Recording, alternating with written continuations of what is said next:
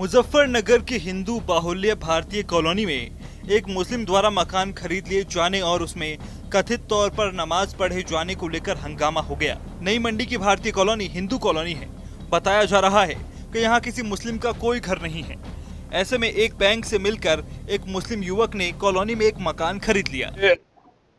योजना के तहत हमारे हिंदू मोहल्ले में मकान खरीदते हैं मोटे पैसे देकर, उसके बाद वहाँ नमाज पढ़ना और मोहल्ले के माहौल को खराब करना, जिससे आसपास के लोग डर के मारे सस्ते रेट में अपने घर छोड़ जाते हैं और बस्ती खाली होती है, जिसका उदाहरण है रामपुरम, अम्बा विहार वगैरह।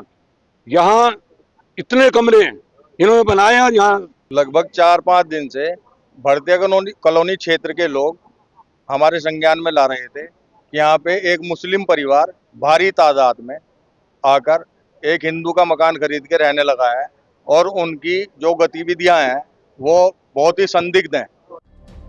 इस बात की भनक लगते ही हिंदूवादी संगठन के कार्यकर्ताओं ने शनिवार की देर शाम हंगामा खड़ा कर दिया। बताया जा रहा है कि जिस मुस्लिम व्यक्ति ने हिंदू बाहुल्य इलाके में मकान खरीदा, उसने उसमें देवबंद से बुलाकर 35 लोगों को बसा दिया, जो लगभग 1 महीने से इसी मकान में रह रहे हैं। आरोप है कि उक्त मुस्लिम परिवार बाहर से लोगों को बुलवाकर इसी मकान में नमाज पढ़ाते हैं। यही आरोप लगाते हुए मोहल्ला वासियों और हिंदूवादी संगठन के कार्यकर्ताओं ने जमकर हंगामा किया। मामला ये है कि इसने किसी बैंक से यहाँ पर सस्ते उसमें इसे अलॉट करा लिया, इसे ले लिया। हम अवामी लीग का यहाँ पर कार्यालय नहीं होने देंगे, चाहे हमें जान की कुर्बानी देनी पड़े।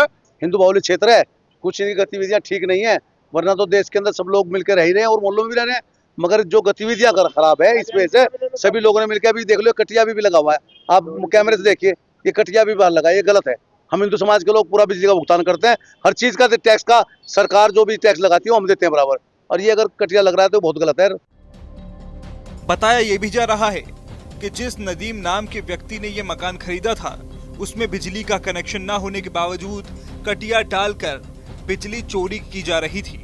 हिंदूवादी संगठन के लोगों ने मौके पर बिजली विभाग के अधिकारियों को बुलाकर मकान की बिजली कटवाई और फिर बिजली चोरी करने वालों के खिलाफ मुकदमा दर्ज करने की भी मांग की।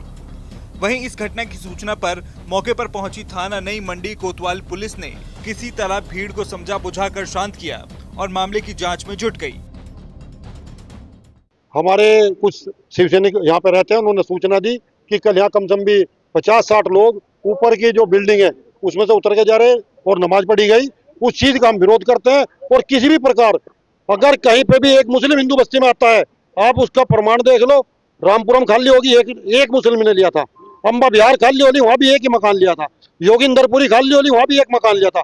भाई ये मकान हम बर्दाश्त से बाहर है। हमें कल सभी लोगों को पता लगी थी कि यहाँ पर एक मकान है जो कि मुस्लिम समुदाय को बेच दिया गया और बैनामा उसी के नाम आ रहा है।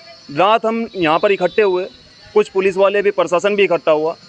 हमने यहाँ पर बात की तो पता चला कि यहाँ पर ये जो बैनामा है सुकरम पाल के नाम पे बताया गया, जो कि झूठ साबित हुआ। सुबह जब मीटर लग गया, जबकि रात चोरी का बिजली चला रहे थे लोग, और सुबह ही मीटर यहाँ पर लग गया।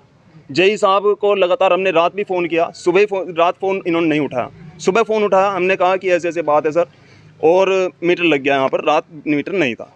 ठीक है, उन्होंने ये बात कही हमसे कि रविवार है, कोई ऐसी सुविधा नहीं है हमारे पास रविवार में, जांच परसों होगी सोमवार में।